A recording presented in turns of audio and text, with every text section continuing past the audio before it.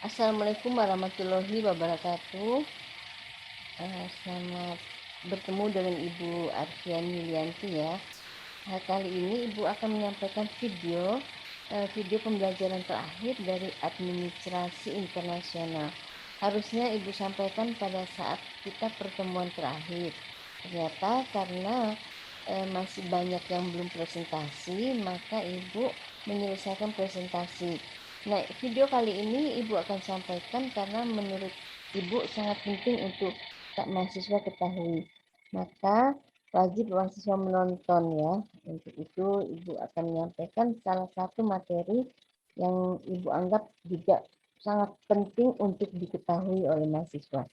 Baik, Ibu akan menyampaikan tentang materi ini.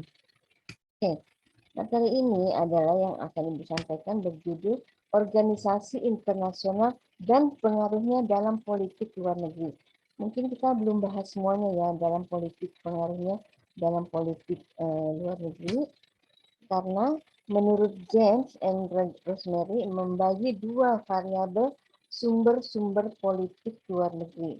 Antara lain itu sumber-sumber internal dibagi antara lain individual, role, governmental atau dan sosial.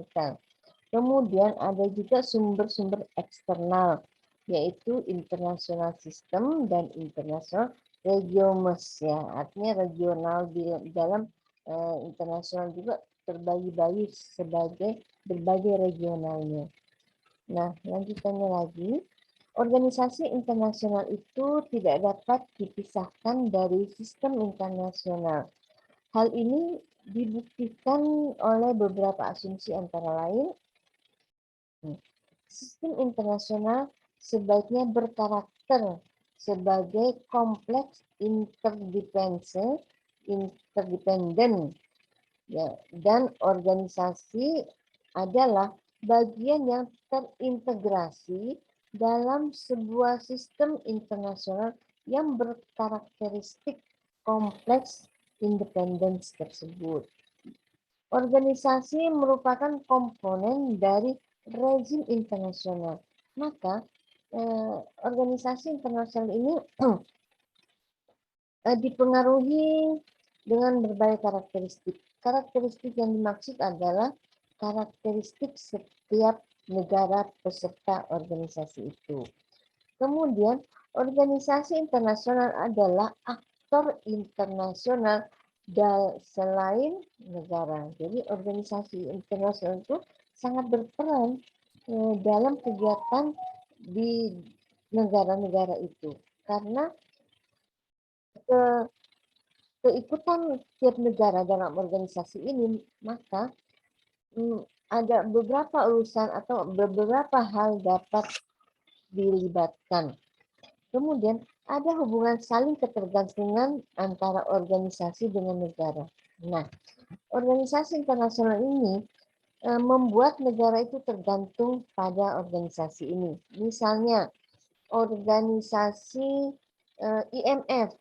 Nah, itu adalah internasional untuk funding ya, untuk keuangan. Jadi ketika negara itu membutuhkan bantuan, maka akan dikelola oleh IMF. Nah, itulah dikatakan bahwa adanya hubungan saling ketergantungan antara organisasi dengan negara. Lanjutkan ya. Jadi, organisasi internasional dan negara.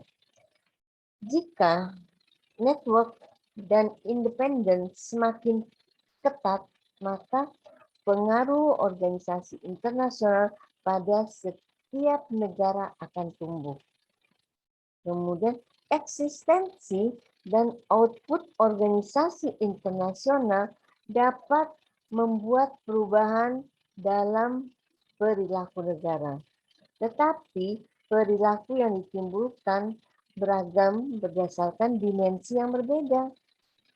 Organisasi dapat menjadi variabel pada sistem independen yang kompleks yang menimpa pemerintahan nasional domestik dalam kondisi misalnya Organisasi internasional sebagai komponen dari rezim. Organisasi internasional sebagai forum untuk interaksi antara negara-negara anggotanya. Kemudian organisasi internasional adalah aktor internasional.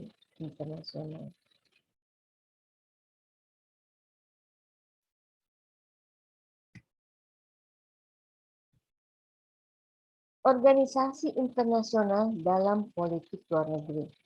Konkretisasi hubungan antara international organization dan foreign policy.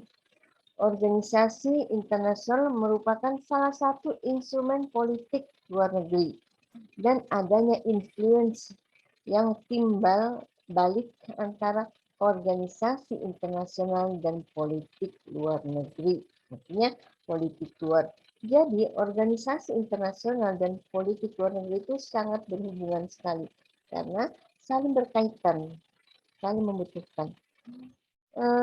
Adanya influence yang simbol suatu negara itu maka dipengaruhi oleh 7 atribut atau 7 variabel. Yang pertama, atribut nasional sebuah negara. Misalnya negara itu ukurannya, ataukah negara itu apakah negara kecil, ataukah negara yang berkembang, ataukah negara itu strategis, ataukah negara ekonominya masih selalu mendapat dukungan. Maka sifat-sifat politik dan dalam negeri sebuah negara apakah cenderung terbuka atau tertutup? Karakteristik dalam organisasi tertentu. Kegunaan organisasi internasional sebagai sebuah instrumen bagi implementasi kebijakan domestik. Kemudian yang kelima, perbedaan-perbedaan substantif di antara isu-isu wilayah, kemampuan diplomasi, personality, dan kemampuan individual, wakil dari negara ya, untuk melayani sebagai wakil dari organisasi internasional, anggota dari sekretaris organisasi internasional, dan sebagai pembuat keputusan nasional. Posisi seorang individu dalam struktur making decision atau struktur organisasi internasional akan sangat mempengaruhi. Jadi posisi individunya ini yang dimaksud adalah pemimpin suatu negara. Jadi, organisasi internasional dapat mempengaruhi polisi suatu negara dalam aspek-aspek agenda setting, kemudian proses dalam suatu negara atau making proses, output, dan behavior. Alasan-alasan negara menjadi organisasi internasional karena negara tidak dapat menyelesaikan masalahnya sendiri sebagai tempat mempromosikan kepentingan negara. Nah, kenapa ya hal itu bisa kenapa suatu negara mau ikut dalam organisasi internasional itu? Karena dengan alasan-alasan tertentu tadi itu ingin diakui, kemudian karena ketika negara itu tidak mampu menyelesaikan masalahnya sendiri, kemudian sebaiknya aja mempromosikan suatu negaranya. Karena di pertemuan yang telah dipresentasikan oleh mahasiswa bahwa beberapa tujuan negara itu ikut terlibat dalam organisasi internasional sebagai ajang promosi. Nah, promosi apa? Ya pariwisata, kemudian ekonomi, kemudian hal-hal lain yang harus diketahui oleh dunia. Karena ketika negara itu tidak bergabung dalam organisasi internasional, maka adapun kelebihan-kelebihan yang ada di dalam suatu negaranya tidak akan bisa terekspos dengan luas. Ya, itu. Oke, demikian ya tambahan materi dari Ibu. Semoga mendapat manfaatnya bagi mahasiswa. Silahkan di komen ya, karena komen ini akan menjadi tambahan nilai. Dan jangan lupa di subscribe ya, dan like, dan komen. Nah, komen ini menjadi salah satu penilaian juga tambahan nilai ya dari Ibu sebelum nilai ini diserahkan kepada admin kampus. Terima kasih segala perhatiannya. Wabillahi taufiq wal hidayah. Wassalamualaikum warahmatullahi wabarakatuh. Sukses selalu ya dalam semua bidang ya.